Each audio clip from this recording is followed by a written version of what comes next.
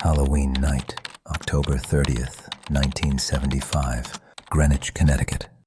A wealthy, quiet neighborhood, tree-lined streets, teenagers in costumes, gathering at houses, sneaking drinks, laughing in the shadows. Among them was Martha Moxley, 15 years old, blonde hair, bright smile, full of energy.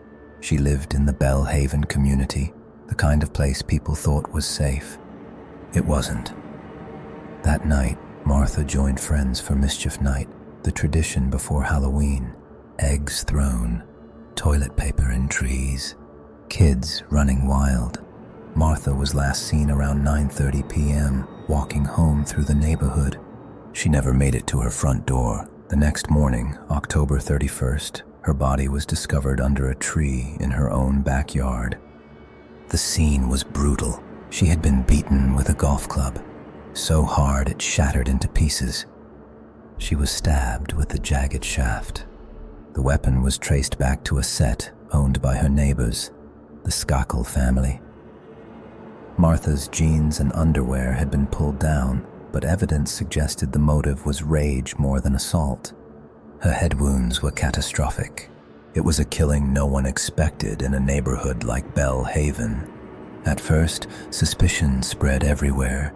The Skakels were wealthy, connected, relatives of the famous Kennedy family. Two brothers, Thomas and Michael, had been with Martha that night. Witnesses said Martha flirted with Thomas. Others whispered that Michael had been jealous. But the investigation stumbled. Police were unprepared for a crime of this magnitude. Evidence handling was sloppy, and powerful names shielded suspects from immediate arrest. For years, the case went cold. The Moxley family mourned. Halloween in Greenwich became a wound that never healed. Every October, the story returned. A girl walking home on Mischief Night, murdered in her own yard. The whispers never stopped. In the 1990s, the case reopened. Old witnesses resurfaced. Stories changed.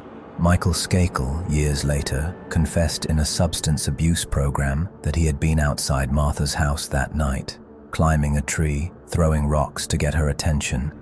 But he denied the murder. Prosecutors finally had enough to act. In 2000, Michael Skakel was indicted. In 2002, he was convicted of Martha's murder, sentenced to 20 years to life. But even then, the story refused to end. Appeals, retrials, claims of an unfair trial. In 2013, after more than a decade in prison, Skakel's conviction was overturned. He walked free on bail, and in 2018, the state declined to retry him. Officially, Martha's murder remains unsolved. Think about that. Halloween, a 15-year-old girl, walking less than 200 yards from her home, murdered with a weapon from next door, and yet, no final justice. Martha Moxley became a symbol of innocence lost. The wealthy town that thought it was safe learned that even under glowing jack-o'-lanterns, darkness can slip in. Every Halloween, her face appears in articles, in books, in documentaries, not just as a ghost story, but as a reminder. Narrator, soft, haunting.